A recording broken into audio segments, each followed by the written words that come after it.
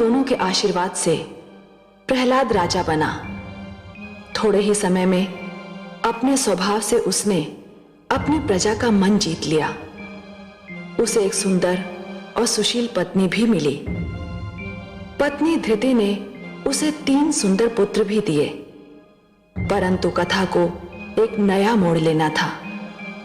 संसार ने अभी तक भक्त प्रहलाद की भक्ति की परीक्षा देखी थी, जिसमें वो सफल हुआ।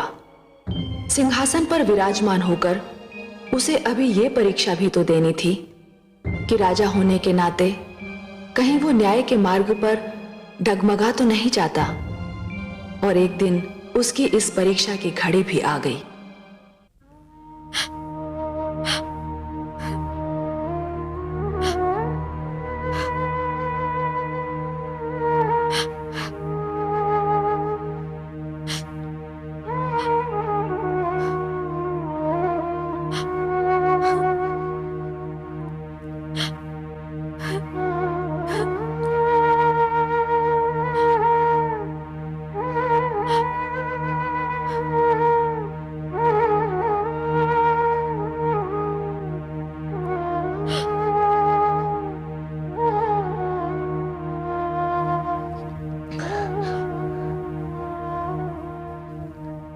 जो हुआ मुझे उसका खेद है माते।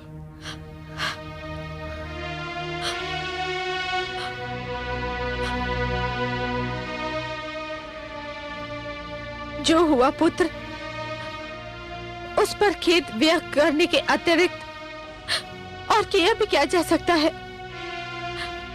परंतु खेद तो ये है कि तुम्हारा खेद और मेरा दुख भी अब होने के निर्णय को नहीं बदल सकता। माते, कहीं आप पिताश्री की मृत्यु के लिए मुझे तो उत्तरदायी नहीं समझ रही है? नहीं पुत्र, जो हुआ उसका उत्तरदायी मेरा ही भाग्य है। मेरे ही भाग्य में हार लिखी हुई थी। तुम्हारे पिताश्री ने जितनी बार तुम्हें मारने का प्रयास किया, उतनी ही बार मैं हारी। और अब जब वे मृत्यु से हार चुके हैं, तब भी वास्तव में मेरी ही हार हुई है। परंतु पुत्र, ये मेरी अंतिम हार है। इसमें तुम्हारा कोई दोष नहीं है, कोई दोष नहीं है।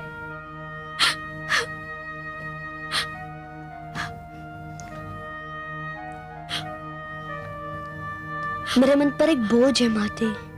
आप सोचे होंगे कि मैंने अपने पुत्र भगवान विष्णु से विनती करके भ्राता आह्लाद को फिर से जीवित करवा लिया। मैंने विष्णु से हट करके अपने गुरुजन शंडर अमर को काल के मुख से खींच लिया। तो अपने पिता के लिए भी भगवान विष्णु से जीवन दान क्यों नहीं मांगा? उन्हें पुनर्जीवन के वरदान से क्यों वंचित रखा? पुत्र, मेरे पति तुम्हारे पिता रहे ही कहाँ थे? उन्होंने तो स्वयं ये घोषणा कर दी थी कि ना तुम उनके पुत्र हो और ना ही वह तुम्हारे पिता। ये नाता तो उन्होंने अपने हाथों से तोड़ दिया था। प्रकृति का बनाया हुआ संबंध तो न जाने कब का उनके अहंकार की चौखट पर सिर पटक पटक कर दम तोड़ चुका था पुत्र। पर मैंने तो उस संबंध को कभी नहीं तोड़ा। मैं उस नाते को कभी नहीं भूला। मैं जानती हूँ पुत्र, इसीलिए तो मैं तुमको दोषी नहीं समझती हूँ। उन्होंने भगवान विष्णु से बैर किया और परिणाम वही हुआ जो भगवान के हर पैरी का होता है और होता रहेगा।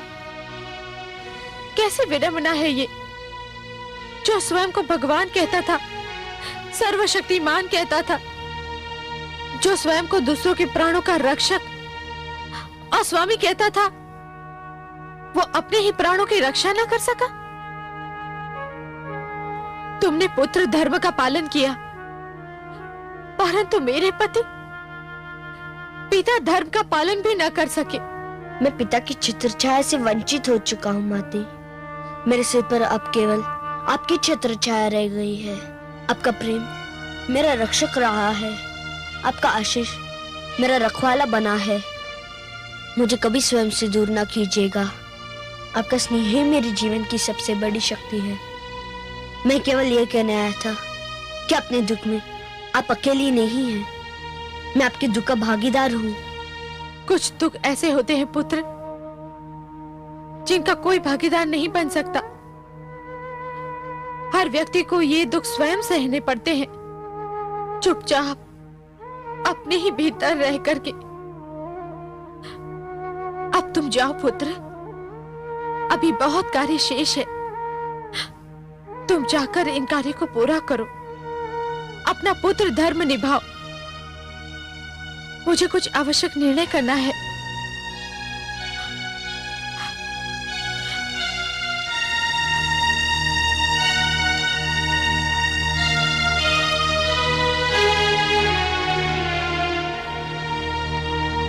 आज असुर कुल का सूरज अस्त हो गया। दुर्भाग्य का चंद्रमा अपनी समस्त कालिमा के साथ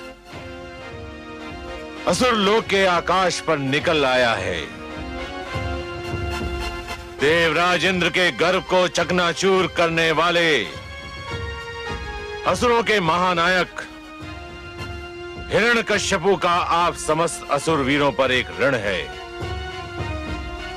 जिसे आप सबको चुकाना है। हमें अति शीघ्र यह निर्णय लेना है कि हमारे प्रिय महाराज का अंतिम संस्कार कौन करेगा। राजकुमार प्रहलाद। और कौन गुरुदेव? सेनापति, भगवान की दृष्टि से ओझल होते ही भक्तों की भावना बदल गई। जिस प्रहलाद के कारण हिरण्यकश्यपु का वध हुआ, वही प्रहलाद उन्हें मुखाग्नि देगा। जिस प्रहलाद से हमारे महाराज को विष्णु से अधिक घृणा थी, वो उनका अंतिम संस्कार करेगा।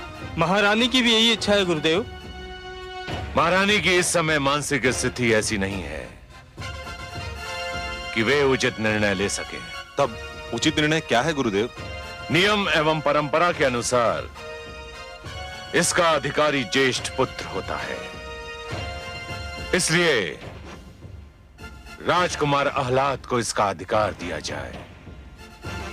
यह मेरी सभा से विनती है। नहीं! ना तो ये न्याय की दृष्टि से उचित है, ना तो धर्म की दृष्टि से। तुम इस सभा को यह बताने आए हो कि तुम महाराज हिरण्यकश्यपु के ज्येष्ठ पुत्र नहीं हो? नहीं गुरुदेव, मैं तो इस सभा को यह बताने आया हूं कि मैं आह्लाद महाराज हिरण्यकश्यपु का पुत्र ही नहीं हूं। राजकुमार आह्लाद, महारानी कायाधु ने आपको जन्म दिया है और मैंने आपका नामकरण किया था आह्लाद। सत्य है, किंतु इससे बड़ा सत्य यह है कि आपने मंत्र पढ़े, आपने महाराज हिरण्यकश्यपु से संकल्प करवाया और मुझे पूरी धार्मिक रीति से महारानी सिंगिका की गोद में डाल दिया गया। महारानी सिंगिका मेरी माताश्री थी, मैं महाराज विप्रचिति का पुत्र हूं। इसलिए सामंतगणों, महाराज हिरण्यकश्यपु की अंतिम क्रिया का अधिकार केवल प्रहलाद को है। ये उसी का अधिकार है, नियम से भी धर्म से भी। इसके उपरांत भी यदि आप लोगों ने आज प्रहलाद से उसका अधिकार छीनने की चेष्टा की तो मैं कह देता हूं, महाराज हिरण्यकश्यपु का मृत शरीर बिना अंतिम संस्कार के ही पड़ा रहेगा।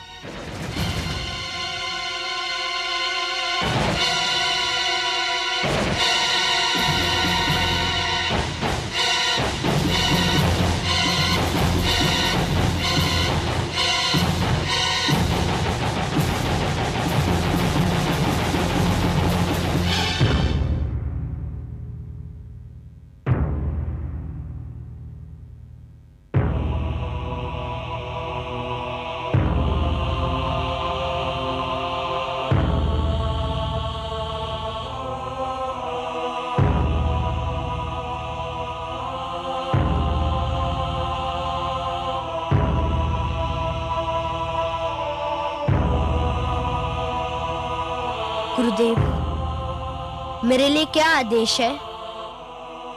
बस कुमार, महारानी कायदू की प्रतीक्षा है। गुरुदेव, जब पिताश्री के अंतिम संस्कार के लिए ज्येष्ठ पुत्र मेरे भ्राता अहलाद यहाँ है, तो माताश्री को यहाँ क्यों बुलाया जा रहा है? मेरे माता का हृदय बड़ा ही कोमल है। वे अभी तक पिताश्री की मृत्यु से उभर नहीं पाई है। वत्स, इस समय तुम्हें अपने हृदय को वज्र की भांति इस्पात बनाने की आवश्यकता पड़ेगी। जिस समय असुर राज हिरण्यकश्यपु की चिता को अग्नि दी जाएगी, उस समय तुम्हारी माता महारानी कायदू भी इसी चिता पर होंगी। क्या? नहीं, नहीं, ये संभव नहीं है। क्या शोक में माताश्री ने अपने प्राण त्याग दिए? नहीं पुत्र, वे जीवित हैं, सकुशल हैं। ये परंपरा है जिसमें एक सुहागन नारी प्रतिवता कहलाने के लिए अपने मृतक पति के सिर को अपनी गोद में लेकर उसकी चिता में जलकर सती बन जाती है। नहीं, नहीं, नहीं।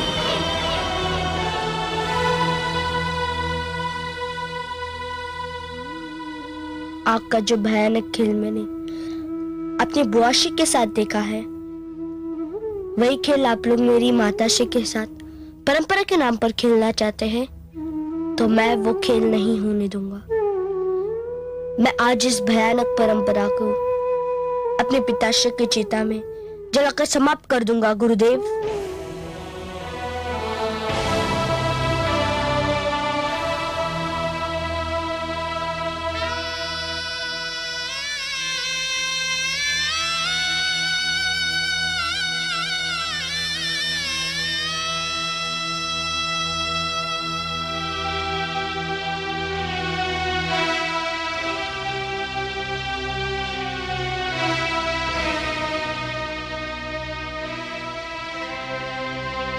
गुरुदेव, मुझे आशीष दीजिए।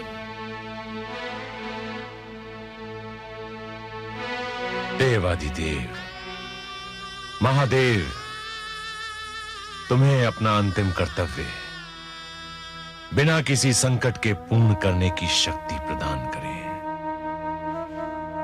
वो स्त्री बड़ी भाग्यशाली होती है जो इस संसार से सुहागन चली जाती है। तुमने ये निर्णय इसलिए लिया है कि तुम अपने इस सुहागन रूप को वैधव्य की लपटों में झोंकना नहीं चाहती हो। और इसीलिए आप सब परंपरा के पुजारी चाहते हैं कि मेरी माताश्री अपने आप को जीते जी चिता की लपटों में झोंक दे। ऐसा नहीं कहते हैं पुत्र। तुम तो मेरे धर्मात्मा पुत्र हो और मुझे पत्नी धर्म के मार्ग पर चलने से रोकना चाहते हो। आप आत्महत्या को धर्म कहती है? आप माताश्री इसे पत्नी का धर्म कहती है? एक ऐसा पति जिसने सारा जीवन आपको सुखी एक सांस नहीं लेने दी, उसके लिए आप आत्मदाह करना चाहती है और कहती है कि पत्नी का धर्म है। पुत्र, हाँ माते, आपका उनके प्रति धर्म अभी भी शेष बचा है जो जीवित नहीं है, और उनके प्रति आपका धर्म समाप्त हो गया है जो अभी भी जीवित है।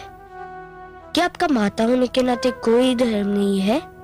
क्या संतान के प्रति आपके सारे उत्तरदायित्व समाप्त हो गए? नहीं पुत्र, मैं जानती हूँ तू अभी बहुत छोटा है, किंतु तुम्हारे लिए इतना बड़ा साम्राज्य है। ये हमारा नहीं है माते। मेरे भगवान विष्णु ने कितना अच्छा विभाजन किया था, आकाश देवताओं का, धरती मानव की और पातालम असुर लोगों का। मेरे पिताश्री ने देवताओं से आकाश छीना, मानव से धरती छीनी, और इसलिए मेरे विष्णु ने उन्हें दंड दिया। किंतु आप माता होकर हमें किस बात का दंड दे रही है?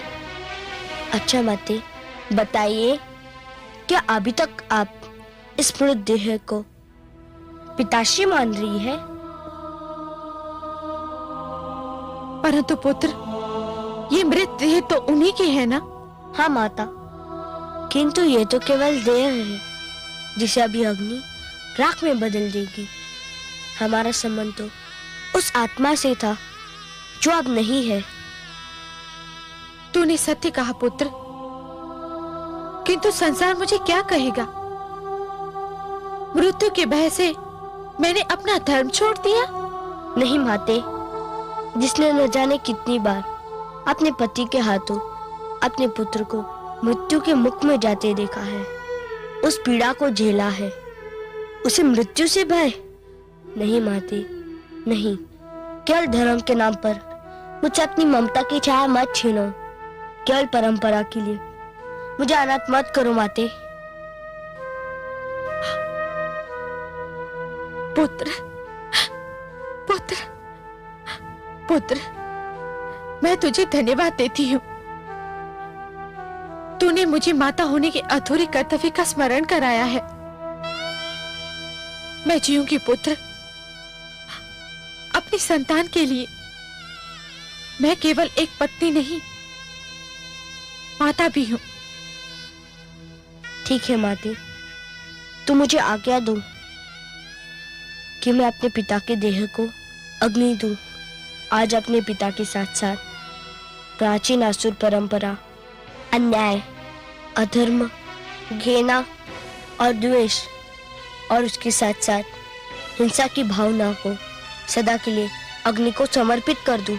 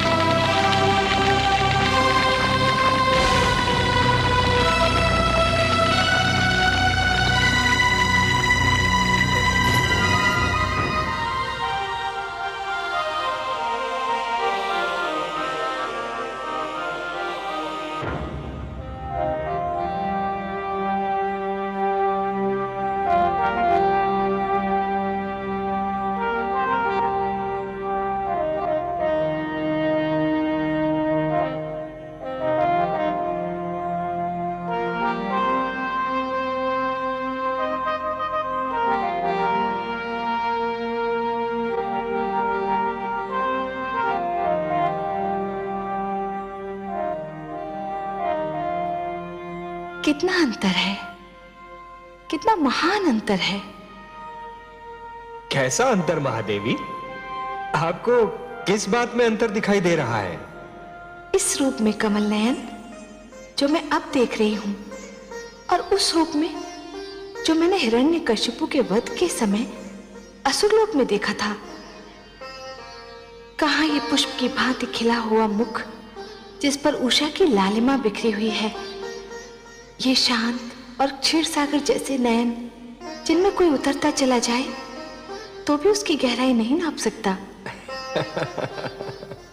ये समस्त सृष्टि को सुख और संतोष देने वाली मुस्कान जिसको देखते ही आपके चरणों में हृदय अर्पित करने को मन करे, और कहा वो विकराल रूप जिसे देखते ही हृदय में कंपन आरंभ हो जाए। आंखें मूंद लेती हूँ डर से, उसके बारे में सोचती भी हूं तो शरीर में झुरझुरी सी दौड़ जाती है। कितना अंतर है आपके दोनों रूपों में। महादेवी, आज तो हमारा सौभाग्य है कि आप प्रेम सुधा की वर्षा हम पर कर रही हैं। मैं तो आपसे पहले भी कह चुका हूं महादेवी कि अपने भक्तों के उद्धार के लिए मैं कोई भी भयानक रूप भी धारण कर सकता हूं। भक्ति की शक्ति मुझसे वो सब करा सकती है जिसकी कल्पना भी नहीं की जा सकती। परंतु वो क्रोध जैसे ज्वालामुखी फट पड़ा हो, जैसे समस्त सृष्टि में भूकंप आ गया हो, जैसे सागर अपनी सारी शक्ति के साथ बिफर उठा हो। मैं तो समझी थी कि आज सृष्टि का पालनहार स्वयं ही सृष्टि का संहार करने पे तुला हुआ है। सत्य तो यह है कि मैं अत्यंत भयभीत हो उठी थी कमल नयन, अत्यंत भयभीत। महादेवी, मैं सब कुछ सहन कर सकता हूं महादेवी, परंतु यदि कोई व्यक्ति अभिमान में यह कहने लगे कि वह स्वयं ही ईश्वर है, मैं उसे कदापि सहन नहीं कर सकता। मैं ये भी सहन नहीं कर सकता महादेवी कि अहंकार को यह भ्रम हो जाए कि उसने सदाचार पर सदा के लिए विजय प्राप्त कर ली है। अंधकार को यह भ्रम हो जाए कि उसने प्रकाश पर विजय प्राप्त कर ली है, या फिर असत्य इस भ्रम में पड़ जाए कि उसने सत्य पर विजय पा ली है। पर मैं क्या करूं कमल नयन? मैं तो आपके इसी रूप पर मोहित हूं जो इस समय मेरे नेत्र देख रहे हैं। यही सुंदर मुखड़ा मेरे मन में बसा हुआ है। ये मुकुटधारी ललाट, यही सूर्य और चंद्र को लजाने वाला सुंदर मुखड़ा, ये दीप समान जगमगाते नेत्र, इसी को देखकर ही तो मैंने अपना हृदय आपके चरणों में रख दिया था। महादेवी, यदि आपकी यही इच्छा है कि मैं ऐसा भयानक रूप कभी धारण ना करूं, तो मैं आपको यह वचन देता हूं, इसके आगे कभी ऐसा रूप धारण नहीं करूंगा जिसे देखकर आप भयभीत हो।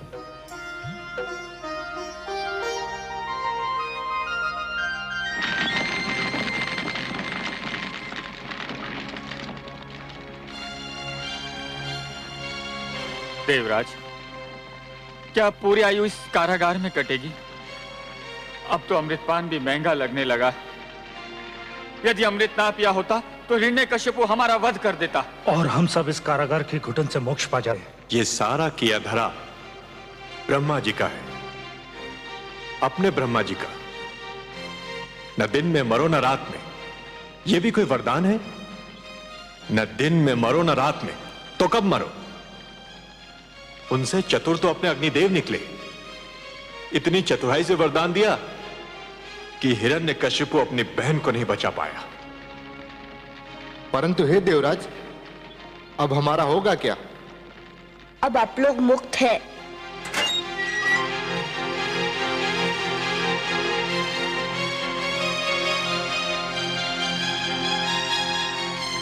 महारानी क्याधु, राजकुमार प्रहलाद, आप दोनों यहां? हे देवराज, मैं असुराज हिरण्यकश्यप का पुत्र प्रहलाद आप सबसे अपने पिताश्री के व्यवहार की क्षमा मांगने आया हूँ। आप सब मुक्त हैं। राजकुमार प्रहलाद, आपकी मधुर वाणी सुनकर मन को बड़ा संतोष हुआ, किंतु आप बुरा ना माने। यदि हमारी मुक्ति का आदेश स्वयं दानवेंद्र दें तो? हे वरुण देव, मेरे पिताश्री नहीं रहे, मैं अभी उनका अंतिम संस्कार करके आ रहा हूँ।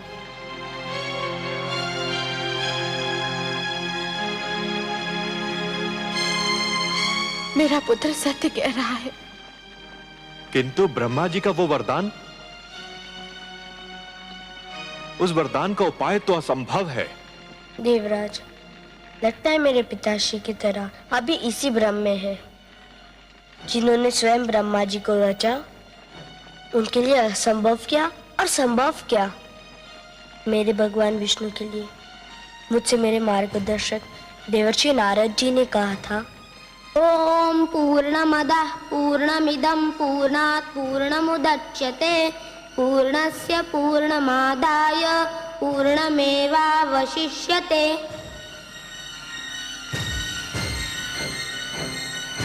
मेरे विष्णु के समक्ष जाकर तो प्रश्न भी उत्तर बन जाता है। नारायण नारायण। देवर्षि प्रणाम।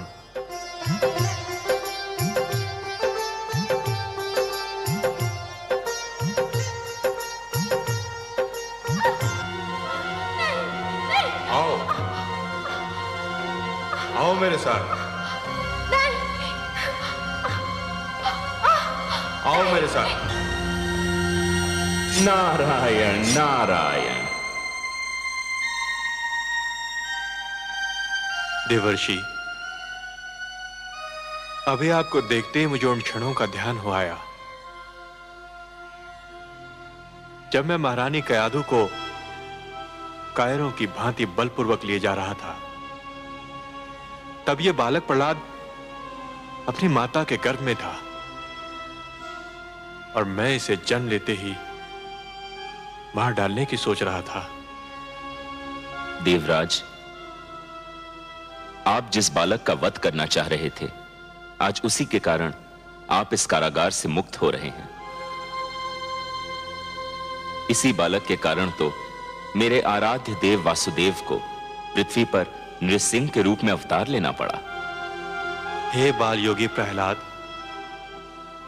मैं हृदय से आपको प्रणाम करता हूं। आपने हमें मुक्त करके हम सब पर बड़ा उपकार किया है। नहीं देवराज, आप देवता है, श्रेष्ठ है। मैं आपको अपनी माता की इच्छा अनुसार आपका देवलोक आपको लौटा रहा हूँ। कृपया उसको स्वीकार कीजिए। नारायण नारायण। क्या सोच रहे हैं देवराज? ये सत्य है, स्वप्न नहीं। नारायण नारायण। आज से देवता आकाश पर, मानव धरती पर और असुर पाताल में रहेंगे। कोई भी किसी की सीमा का उल्लंघन नहीं करेगा। सब अपने अपने घरों में आनंद से रहेंगे। युद्ध ना हो, शांति शांति हो। यही मेरी भगवान विष्णु से प्रार्थना है। कमल नयन, कितने आश्चर्य की बात है। आपने ध्यान दिया? आप किस आश्चर्य की ओर संकेत कर रही हैं महादेवी? मैं तो कारागार में पुत्र प्रहलाद के देवराज इंद्र के प्रति उदारता के भाव को देख रहा था। मेरा संकेत भी उसी ओर है। कहाँ वो इंद्र, देवताओं में असुर, और कहाँ हमारा पुत्र प्रहलाद, असुरों में देवता। पुत्र प्रहलाद ने उन देवराज इंद्र को उनका देवलोक लौटाया जो कभी उसे मारना चाहते थे। यदि पुत्र प्रहलाद उनका इंद्रासन नहीं लौटाता तो वो क्या कर लेते? महादेवी, किसी व्यक्ति के पास सैकड़ों गायें होती हैं, सहस्रों हाथी होते हैं, लाखों घोड़े होते हैं और ऊपर से माणिक मोती की खानें होती हैं। परंतु जिस दिन उस व्यक्ति के पास संतोष का धन आ जाता है, ये सारे हाथी घोड़े माणिक मोती की खानें धूल के समान हो जाती हैं। प्रहलाद के पास संतोष का धन तो तभी से था जब से वो माता के गर्भ में था। इतना श्रेष्ठ बालक जिस दिन राजा बनेगा, उसकी प्रजा कितनी सुखी होगी। हाँ, ये तो है। प्रहलाद भी एक दिन राजा अवश्य बनेगा। मुझे नहीं लगता पद्मनाभ, अभी तो इस बालक में किसी भी प्रकार का स्वार्थ नहीं है। महादेवी, राजा में ये गुण होना भी आवश्यक है। जो व्यक्ति निजी स्वार्थ को त्याग नहीं सकता, वो अच्छा राजा कभी नहीं बन सकता। मैं सोचती हूँ कमल नयन, क्यों ना सारा संसार प्रहलाद की भांति हो जाए। महादेवी, जैसे स्वाति की हर बूंद मोती नहीं होती, जैसे कोयले की हर खान में हीरा नहीं होता, जैसे असंख्य तारों के बीच एक ही चंद्रमा होता है और समस्त ग्रहमंडल में एक ही सूर्य होता है, वैसे हर प्राणी प्रहलाद तो नहीं हो सकता ना महादेवी। एक इतिहास पुरुष को बनाने के लिए मुझे असंख्य प्राणियों को जन्म देना पड़ता है। और इसीलिए है महादेवी, प्रहलाद की महिमा के लिए हिरण्यकशिपु का होना आवश्यक है। आप सत्य कहते हैं पद्मनाभ। वो देखिए कमल नयन, पुत्र प्रहलाद शुक्राचार्य के आश्रम की ओर क्यों जा रहा है? महादेवी, दैत्य गुरु शुक्राचार्य असुर लोक को त्याग कर जाने वाले हैं। हो सकता है कि पुत्र प्रहलाद शिष्टाचार के नाते उन्हें विदा करने जा रहा हो।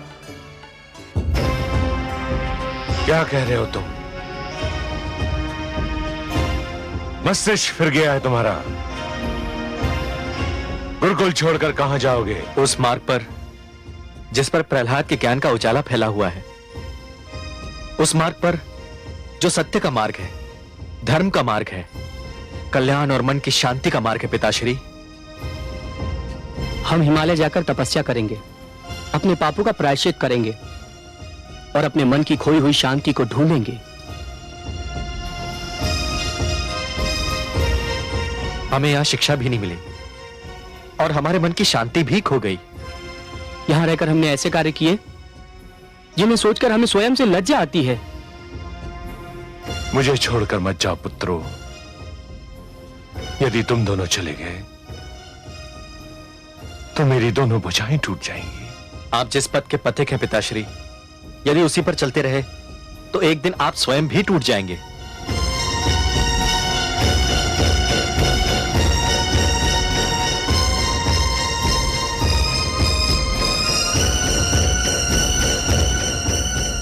हमें आज्ञा दीजिए पिताश्री।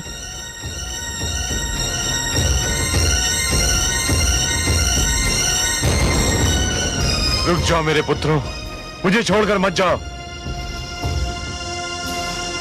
षण्ड, अमार्क,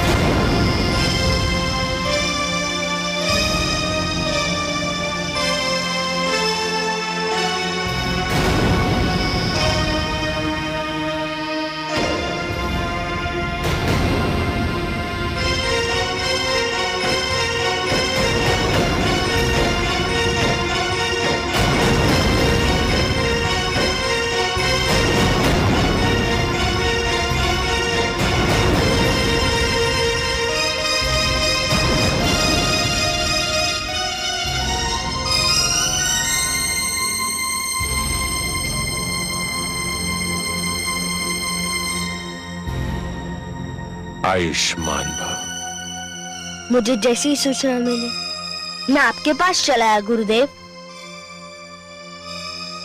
किंतु वत्स, मुझे विदा करने के शिष्टाचार की अब कोई आवश्यकता नहीं है। मैं आपको विदा करने नहीं आया हूँ, तब मैं आपको रोकने आया हूँ। क्या तुम मुझे रोकने आए हो? हाँ गुरुदेव, आप महान हैं, असुरों के गुरु हैं, मेरे आचार्य हैं।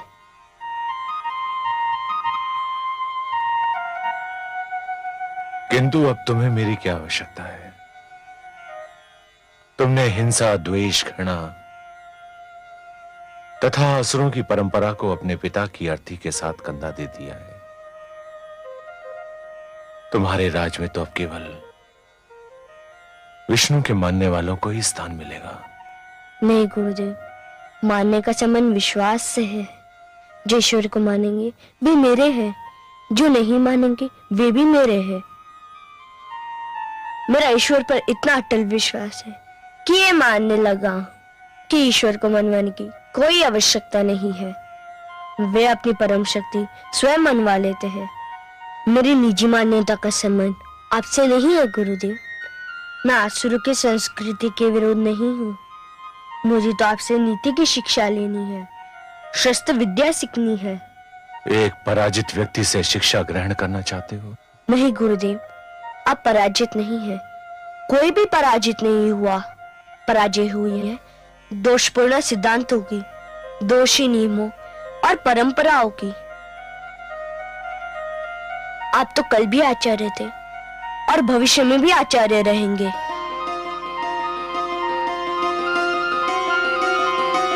मुझे छोड़कर मत जाइए आचार्य, असुरों को छोड़कर मत जाइए। मैं आपके मार्ग में पड़ा हूं। यदि जाना है तो मेरे मस्तक पर पैर धर के निकल जाइए।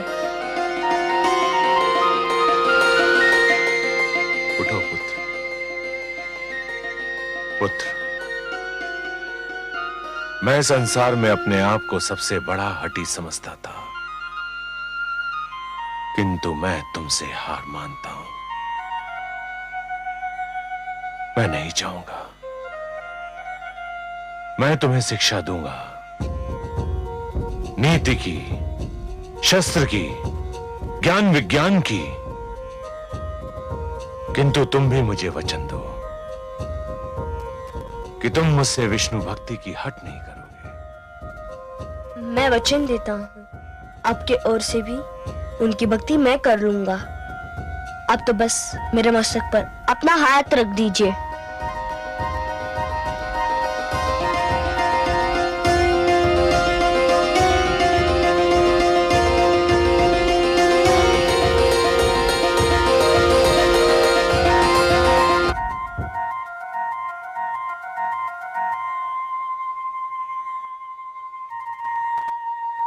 क्या हुआ महादेवी? आपने तो कहा था कि पुत्र प्रहलाद संकट को विदा करने जा रहा है। संकट? कैसा संकट महादेवी? मेरा तात्पर्य शुक्राचार्य से है। शुक्राचार्य? क्या हुआ, वो सकुशल तो हैं? शुक्राचार्य तो सकुशल हैं, किंतु मेरे पुत्र प्रहलाद की कुशलता का क्या होगा? अब क्या किया आपके पुत्र ने? क्या किया? उसने अपने आंगन में नाग पाल लिया है। अब नाग तो उसे डसेगा ही। महादेवी, आपने चंदन का वृक्ष देखा है? देखा है कमल नयन। चंदन के वृक्ष के चारों ओर नाग ही नाग होते हैं, पर उनके विष का प्रभाव चंदन के वृक्ष पर पड़ता ही नहीं। अपना प्रहलाद भी चंदन है। ये बात उपहास में टालने वाली नहीं है वासुदेव। पुत्र प्रहलाद कितना सीधा, कितना सरल है। शुक्राचार्य रूपी संकट अपने आप टल रहा था। अच्छा भला वो जा रहा था, किंतु पुत्र प्रहलाद ने अपने सबसे प्रबल विरोधी को अपने साथ रख लिया। ये क्या नीति हुई कमल नयन? महादेवी, बच्चा है, अबोध है, सीख जाएगा। अच्छा ये बताइए कि क्या आप जानती हैं कि सबसे बड़ा नीतिज्ञ कौन होता है?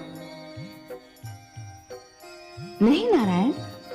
सबसे बड़ा नीतिज्ञ वो होता है जो अपने विरोधियों को साथ लेकर चलता है।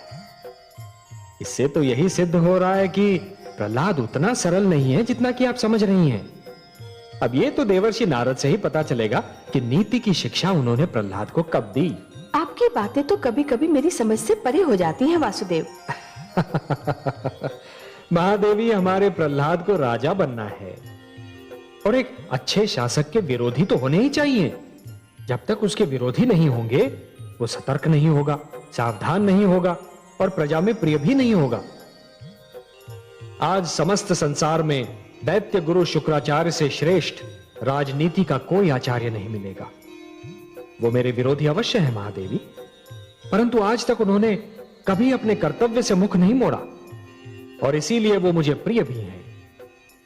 महादेवी, आप तो बस प्रहलाद जैसे पुत्रों की चिंता कीजिए और सृष्टि के सारे शुक्राचार्यों की चिंता मुझे करने दीजिए। अच्छे कर्मों पर सदा रखिए अपना ध्यान। मानव के कल्याण का चिंतक है भगवान। पाप कभी जीता नहीं, पुण्य की हो ना हार। दृश्य यही संसार ने देखा बारंबार, देखा बारंबार। जो सुनेगा ये पुराण पाएगा सुख और ज्ञान, पाएगा सुख और ज्ञान। कर्म को ही धर्म जान, प्रेम की तू छेड़तान, प्रेम की तू छेड़तान। बीते युग बता रहे हैं, बीते युग बता रहे हैं, सत्य पथ पे चल सुजान। विष्णु पुराण